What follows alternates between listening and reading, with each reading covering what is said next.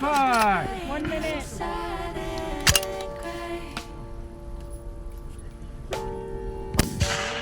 Impact! That was a horse.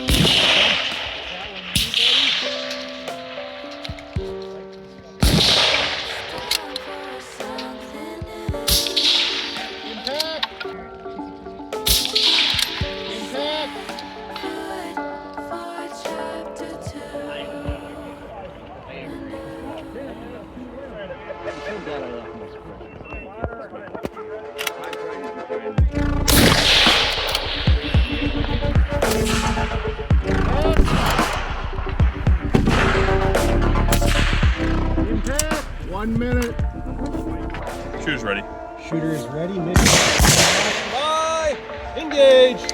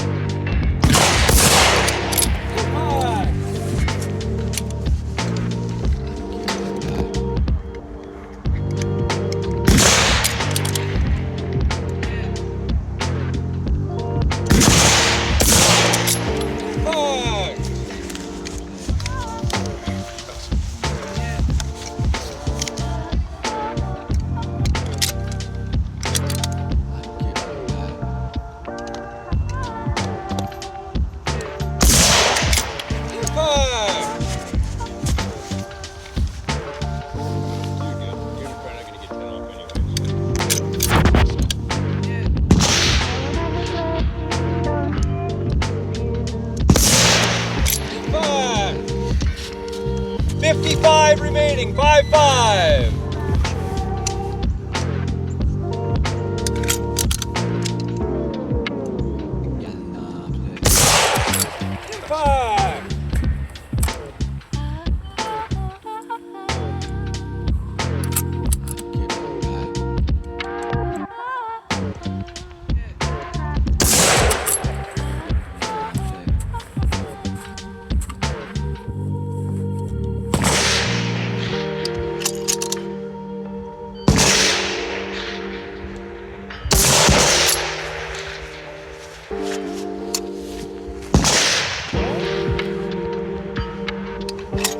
Seconds.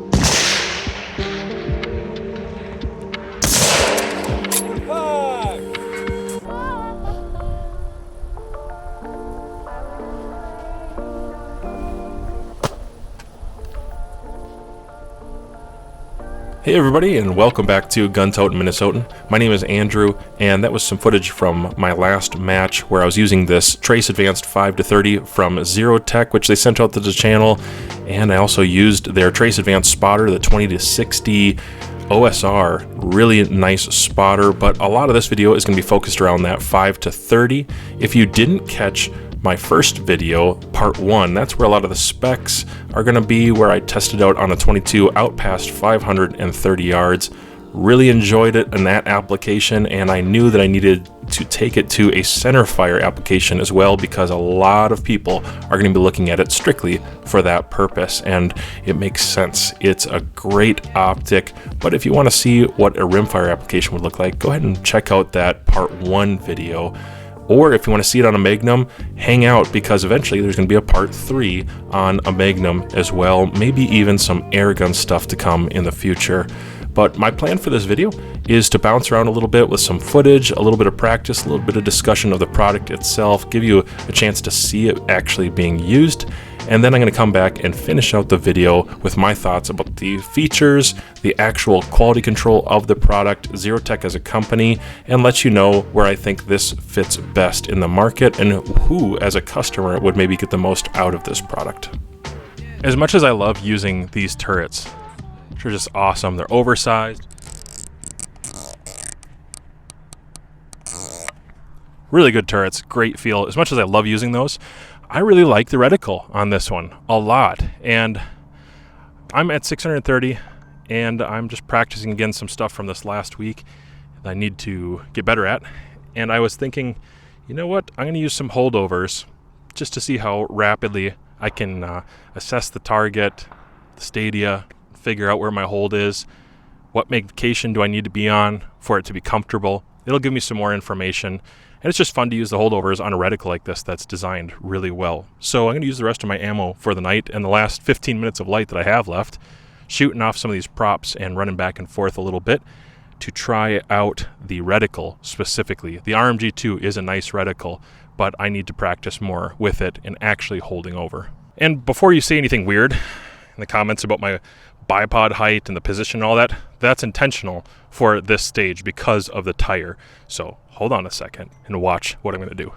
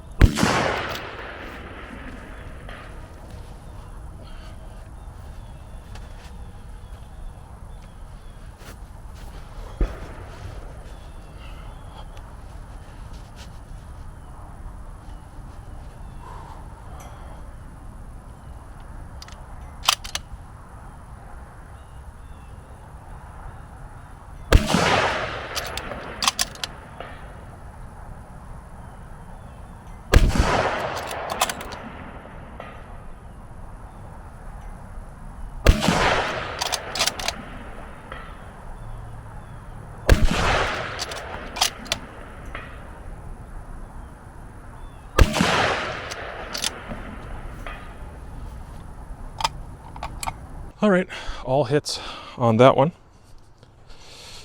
Something I did during my last match that was kind of a big goof was I didn't position myself quite as comfortably on the tires as I was moving back and forth on that stage. I don't remember what my score was actually either. I just know that I wasn't totally happy with my score on that stage because of the positioning, but I also could have saved time in the last match by just using the reticle. I really like the turrets, and one thing that I'm growing in and getting better at is deciding when is an appropriate time to just simply hold over and when is it necessary to dial. I'm not arguing that I'm the best PRS or NRL shooter. Definitely not the best NRL hunter shooter. I've never even done a match of one of those. But something I'm definitely getting more comfortable with is moving from benches or prone shooting or just target shooting into more dynamic shooting and moving around and using those holdovers. Now, I've used holdovers on this channel with this scope at 600 plus yards on 22s to show you that this can impact a long ways away. I can trust the glass. The reliability of the turrets is very, very good. And then holding over on top of that is pretty darn decent.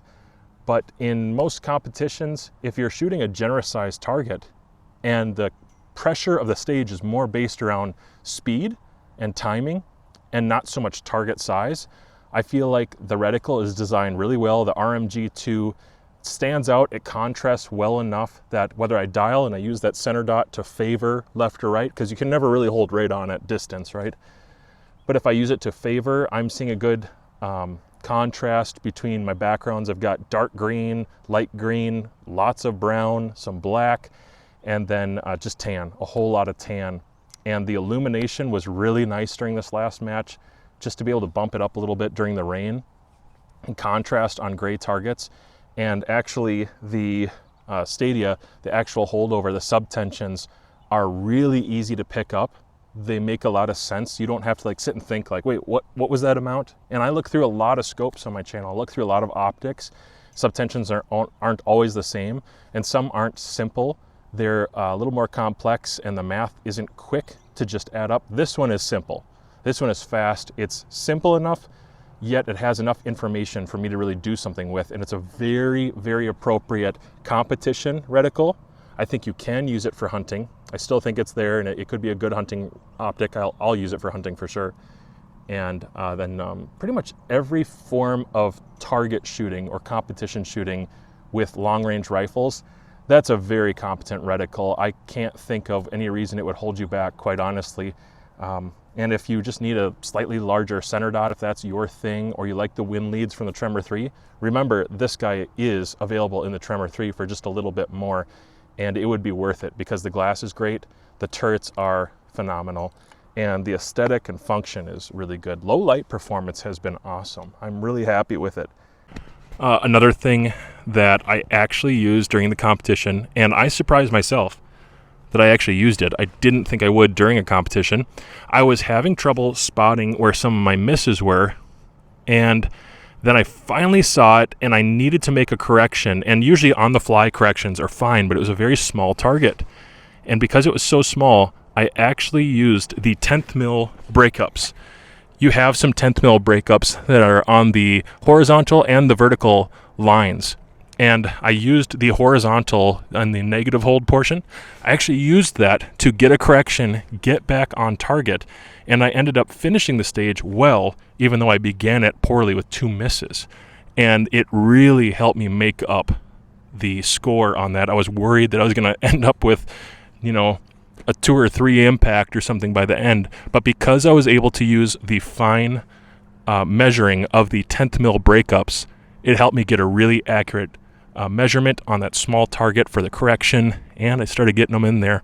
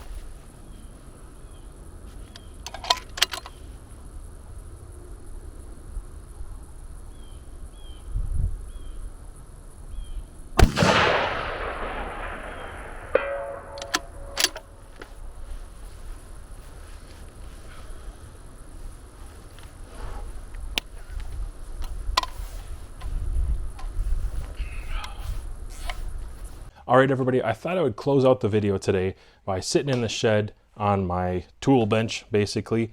And here's one of my favorite tools. I'll talk about this combination, especially the Optic, but I want to say thank you to Savage real quickly for sending out their 110 Elite Precision to the channel. It's been extremely useful. I'm really liking it. I've been running it in competitions, doing a lot of long-range practice with it.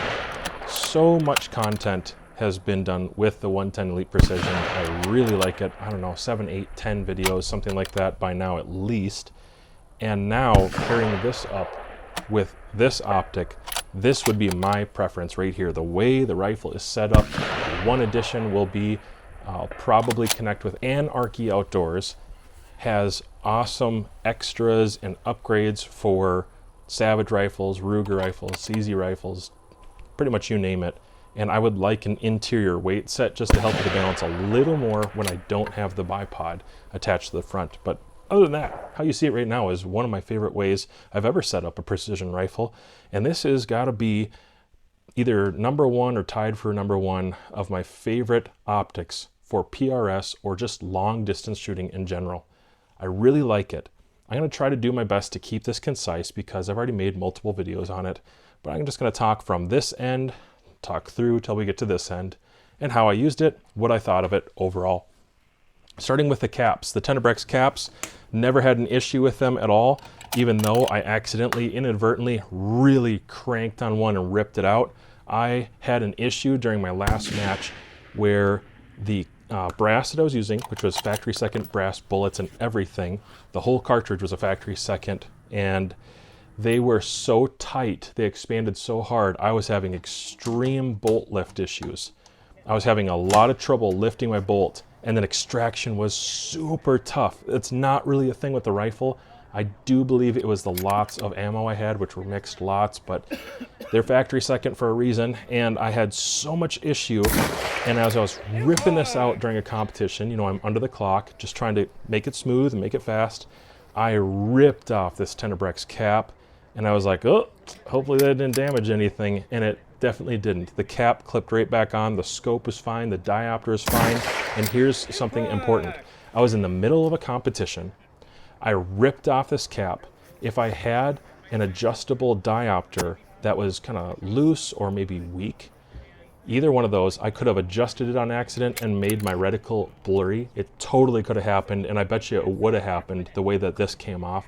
I would have hit something and messed it up, and suddenly my image is going to need to be corrected, and again, I'm under the clock. And so I was so glad that when that got ripped off, I have a locking diopter, and it kept it in place. I had no issues. Went back in the grass later and found that. Really like the caps. It's a nice addition, and I would actually say at this level of optic, with this level of glass, don't get an optic like this without getting these caps. It's a really good idea, and I really want to protect that glass. It's an excellent image, which I'll get to in a little bit. Okay, moving on from there. The actual build of the scope, you know, it's a little longer here in this portion than some other optics I've had. Seems like it's a little shorter here than some other optics I've had. It's cool. I think aesthetically it actually looks better. I just think it looks like an awesome scope built that way.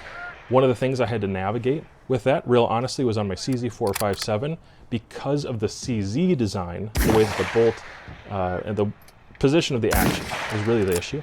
The position of the action of the 457, it just caused me to need a little bit more length of pull on my 457, which I'm 6'5". I'm probably going to have an issue with that a lot of times when most other people are not. That was not a fault of the scope, but it was just part of the design of the two things together. It needed to get stretched out a little longer. I haven't had any issue running the ACC Premier chassis and the Gen 2.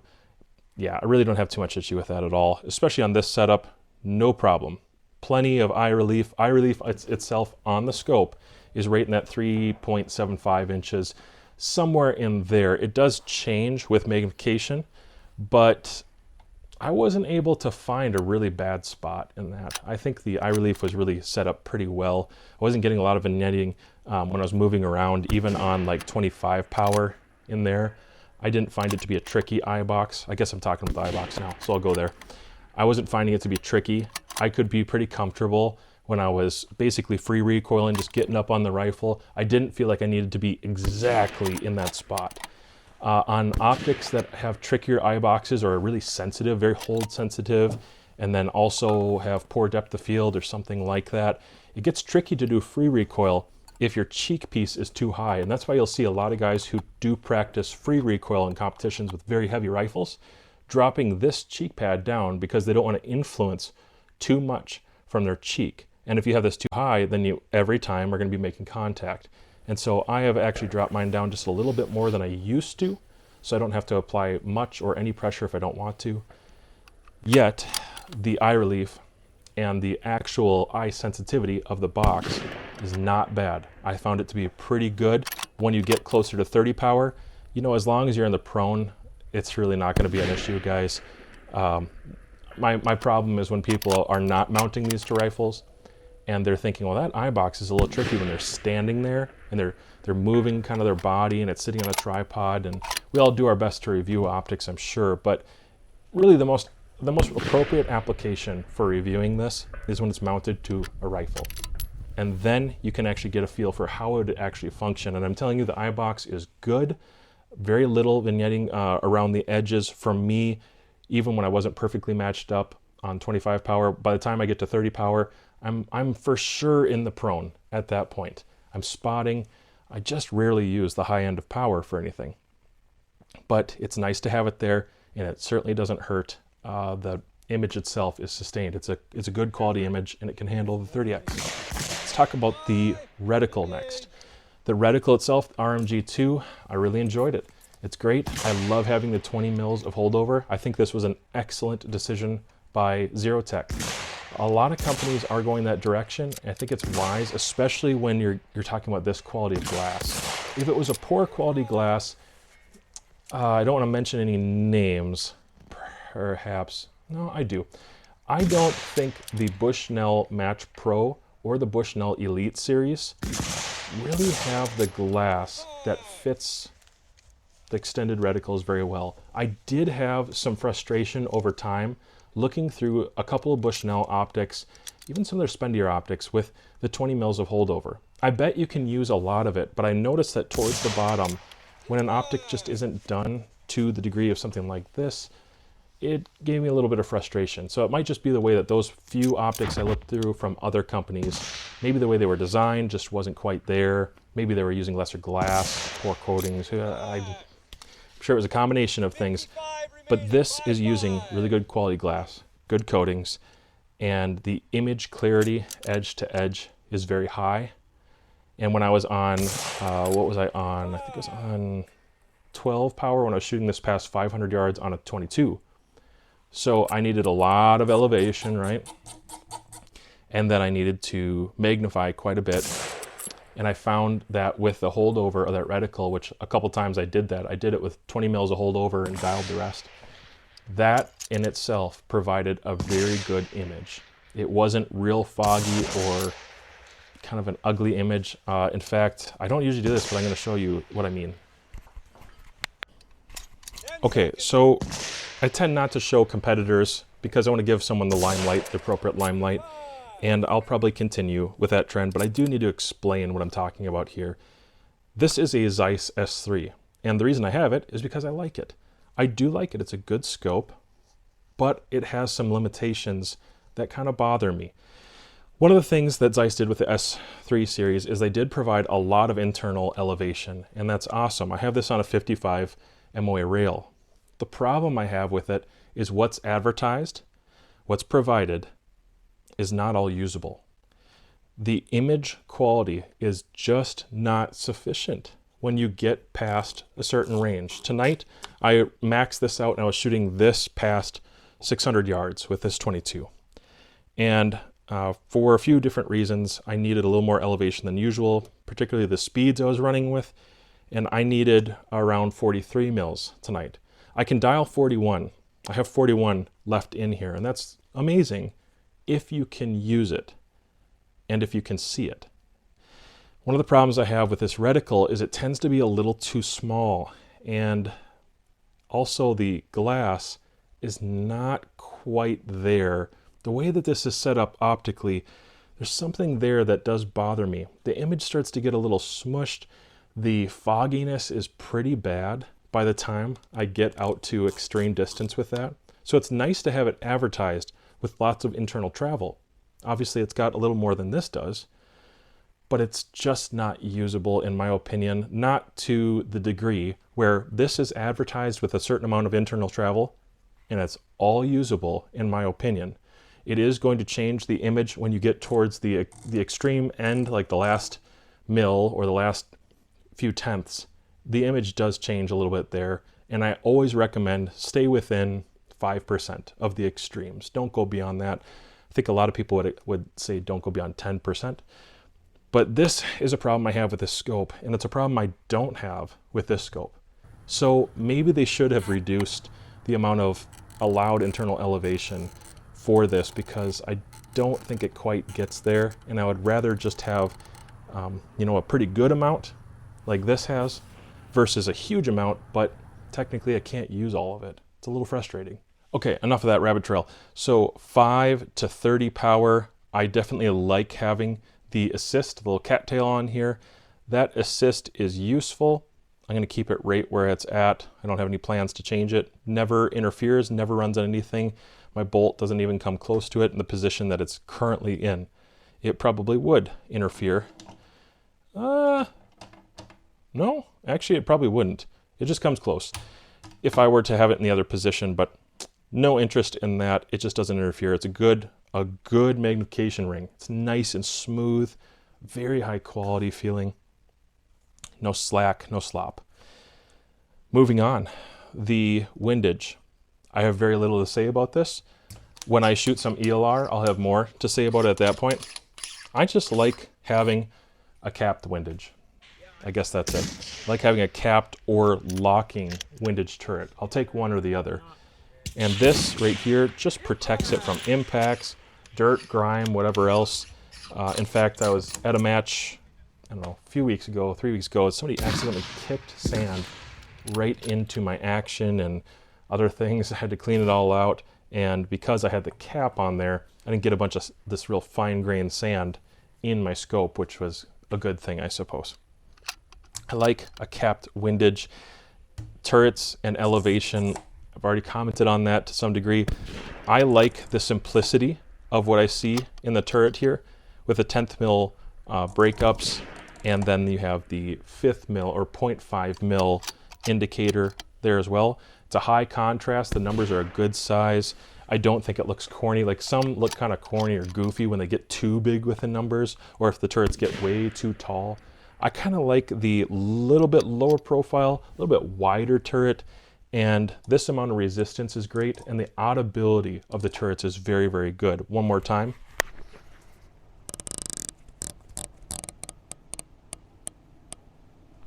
I like that.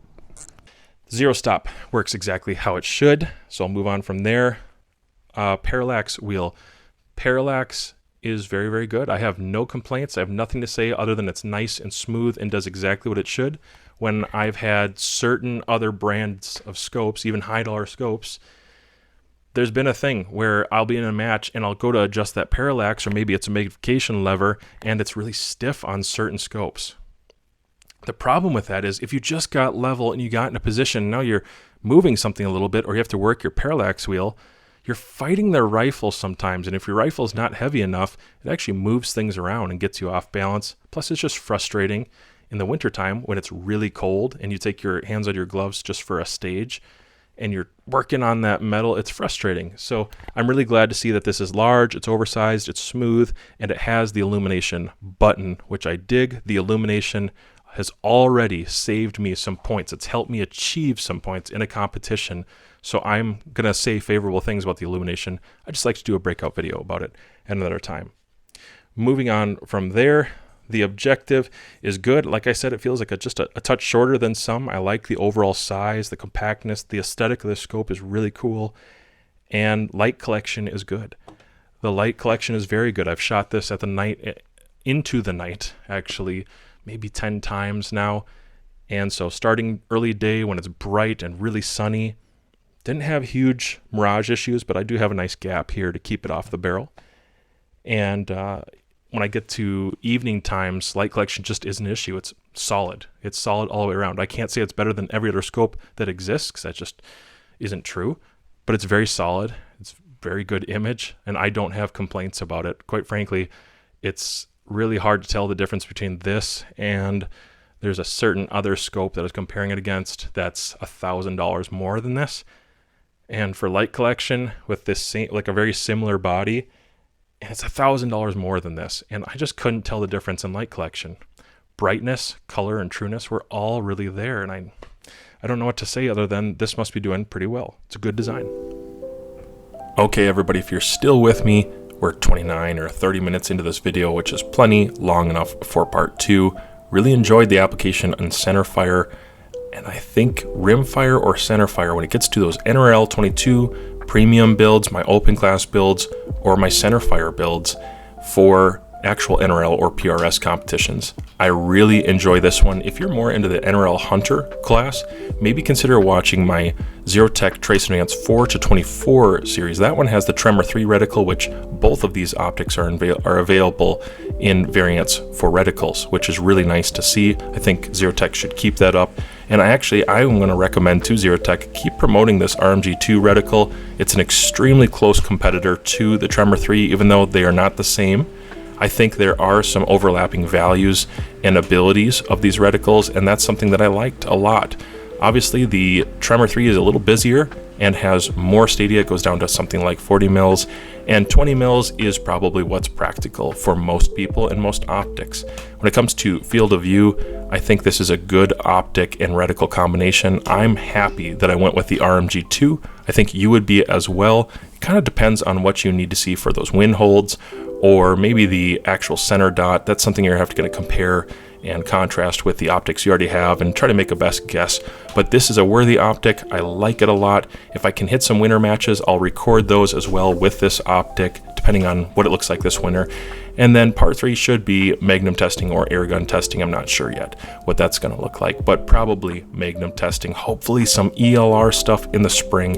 I'm really looking forward to it. Well done to ZeroTech. This is a well executed optic. I know that I will have a breakout video, just a short video probably, talking about the illumination and how good it is on this optic. That's one thing I didn't have time to stress here in this video, and it's probably worth its own little discussion in a YouTube short.